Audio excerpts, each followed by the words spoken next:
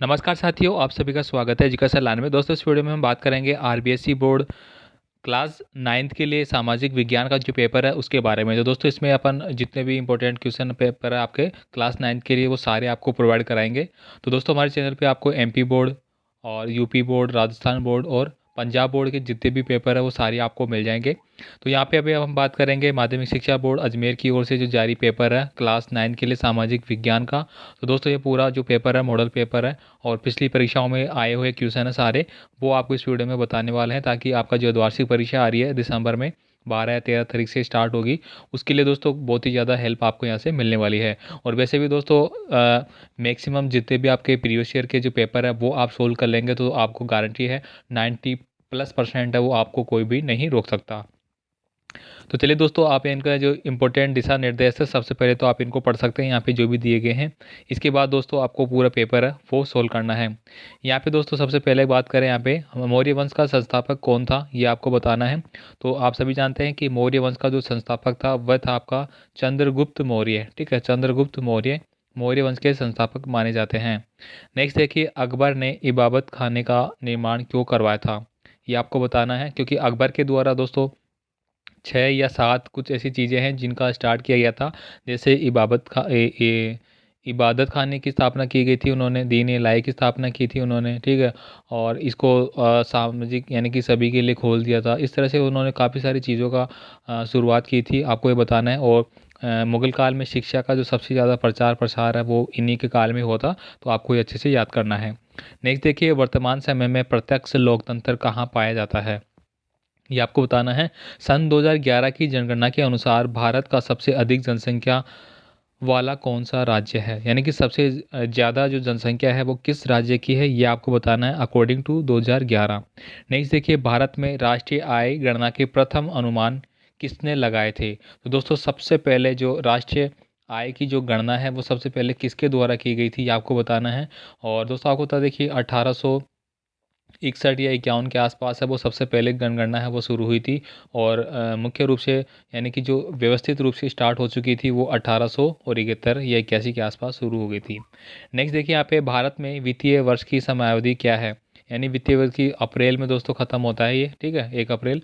Next देखिए, यहाँ पे नियोजन क्या है, नियोजन आपको बताना है। व्हाट इज ई प्लानिंग, अपन जो प्लानिंग करते हैं किसी भी चीज़ की, नियोजन करते हैं किसी चीज़ को कैसे करना, उसको क्या बोलेंगे, उसको आप बारे में आपको यहाँ पे एक्सप्लेन करना है। नेक्स्ट देखिए, क्वेश्चन नंबर 8 है, मुद्रास्फीति नियंत्रण का कोई एक मौद्रिक उपाय आप लिख सकते हैं। भारत में गरीबी का कोई एक आर्थिक कारण आप बता सकते हैं कि भारत में जो गरीबी है वो किस कारण है, क्या आर्थिक कारण है जिसकी वजह से भारत के लोग गरीब हैं।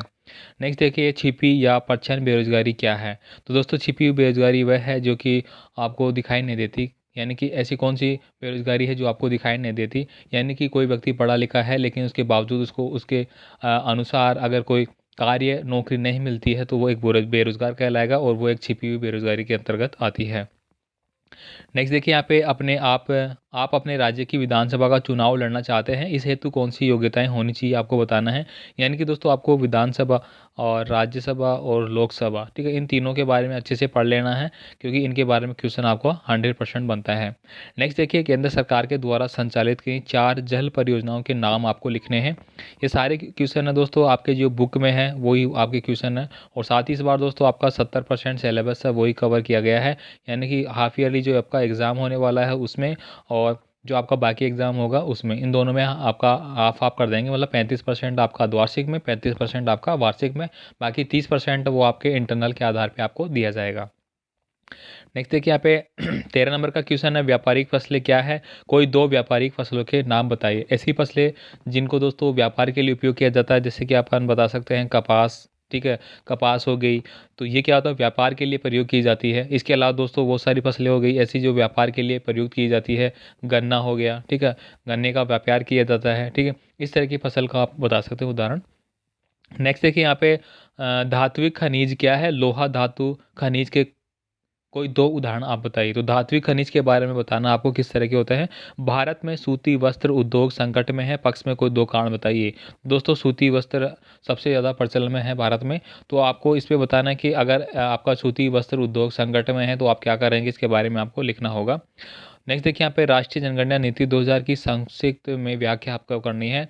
स्वर्णिम चतुर्भुज महामार्गों की व्याख्या करना है। दोस्तों स्वर्णिम चतुर्भुज यानी जिसमें कि दोस्तों आपका चेन्नई, दिल्ली और मुंबई और एक और ऐसा स्टार्ट है जो कि दोस्तों आपकी चतुर्भुज स्वर्णिम योजना में आता है इस तरह से, ठीक है। इस तरह से जैसे यहाँ से दिल्ली से शुरू हुआ, फिर मुंबई पहुँच गया, फिर यहाँ पे चेन्नई मान लीजिए, फिर एक और है ठीक है, कोई राज्य, इनके बारे में आपको बताना है। सड़क दुर्घटना की रोकथाम हेतु कोई 4 उपाय आपको बताने हैं। अगला देखिए, स्वच्छ भारत मिशन से ग्रामीण क्षेत्रों की स्थिति में सुधार हुई है, रही है, पक्ष में कोई उदाहरण आप बताइए। नेक्स्ट देखिए, गुप्त काल की कोई 4 प्रसिद्ध सांस्कृतिक उपलब्धियां आपको लिखनी है। तो दोस्तों आप बता सकते हैं गुप्त काल में सब सर्वाधिक सबसे ज़्यादा है वो स्थापत्य कला के बारे में, क्योंकि वहाँ पे सबसे ज़्यादा जो नव निर्माण के कार्य हैं वो हुए थे, इनके बारे में आप लिख सकते हैं। 4 नंबर का क्वेश्चन आपका। बाबर भारत में किन विजयों के लिए प्रसिद्ध है? बाबर के बता सकते हैं, आपके पानीपत का पहला युद्ध था, उसमें बाबर की विजय हुई थी। खानवा का युद्ध हो गया, ठीक है, इस तरह से आप बता सकते हैं। नेक्स्ट देखिए, जर्मनी के एकीकरण में प्रमुख बाधाएं कौन सी थी? किन्हीं 4 का उल्लेख आपको करना है। नेक्स्ट देखिए, लोकतंत्र एक श्रेष्ठ शासन व्यवस्था है, इस कथन के पक्ष में आप लोकतंत्र के किन्हीं 2 गुणों का वर्णन कर सकते हैं। नेक्स्ट देखिए, क्वेश्चन नंबर 24 है। तो दोस्तों इस वीडियो में मैं जितने भी आपके इंपॉर्टेंट क्वेश्चन है वो सारे आपको बता रहा हूँ, जो कि आपके बोर्ड परीक्षा 2020 से पहले और 20 वाले एग्जाम में आ चुके हैं, क्योंकि ये काफ़ी ज़्यादा आपके लिए मदद करेंगे आपकी जो आने वाली परीक्षा हैं उनमें, क्योंकि दोस्तों पिछली परीक्षाओं के जो पेपर होते हैं उन्हीं में से आपके पेपर बन के आते हैं, तो आप इनको अच्छे से सोल्व जरूर कर लें। बाकी इसका PDF फाइल है दोस्तों, आपको डिस्क्रिप्शन बॉक्स में मिल जाएगा, आप वहाँ से उसको डाउनलोड कर सकते हैं, आराम से इसको पढ़ सकते हैं। नेक्स्ट देखिए, यहाँ पे भारतीय अर्थव्यवस्था में आर्थिक सुधारों का संक्षेप में वर्णन करना है आपको। वस्तु विनिमय प्रणाली को आप समझा सकते हैं। नेक्स्ट देखिए, यहाँ पे 26 नंबर का क्वेश्चन है, आपके अनुसार उपभोक्ता के रूप में आपको कौन कौन से विविध अधिकार प्राप्त हैं? कोई 4 आप बता सकते हैं। नेक्स्ट देखिए, यहाँ पे सीकर किसान आंदोलन पर एक निबंध आपको लिखना है, जो कि आपके बुक में दिया गया है उसके हिसाब से। इसके अलावा आप इसमें कर सकते हैं कि निम्नलिखित में से किन्हीं 3 पर टिप्पणी लिख सकते हैं। सन्यासी विद्रोह, भील आंदोलन और श्याम जी कृष्ण वर्मा के बारे में चंपारण किसान आंदोलन, जो कि दोस्तों गांधी जी के द्वारा शुरू किया गया था, ठीक है। भील आंदोलन, जो भील विद्रोह था दोस्तों राजस्थान में, जिसको बोला जाता है कि एक दूसरा जलियांवाला बाग हत्याकांड था, जिससे जो कहाँ पे हुआ था दोस्तों, मांडलगढ़ में। इनके बारे में आप बता सकते हैं। 28 नंबर का क्वेश्चन देखिए, भारत के राष्ट्रपति की निम्न शक्तियों का आपको वर्णन करना है। कार्यपालिका अथवा प्रशासनिक शक्तियाँ, विधायी शक्तियाँ है। नेक्स्ट देखिए, यहाँ पे अथवा में आपको दिया गया है कि भारत के सर्वोच्च न्यायालय की निम्न शक्तियों का आप कार्यों का वर्णन कर सकते हैं। प्रारंभिक क्षेत्राधिकारी और अपीलीय क्षेत्राधिकारी, ठीक है। अगला देखिए, राज्य मंत्रिपरिषद की शक्तियाँ एवं कार्यों की विवेचना आप बता सकते हैं, या फिर राज्य विधान परिषद के गठन की विस्तृत व्याख्या आप कर सकते हैं।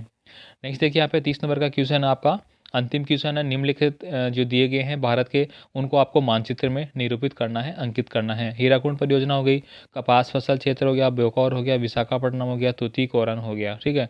तो दोस्तों इस तरह का पेपर है वो आपका बनने वाला है। यहाँ पे आप देखिए, ये आपको दिया गया है, ठीक है।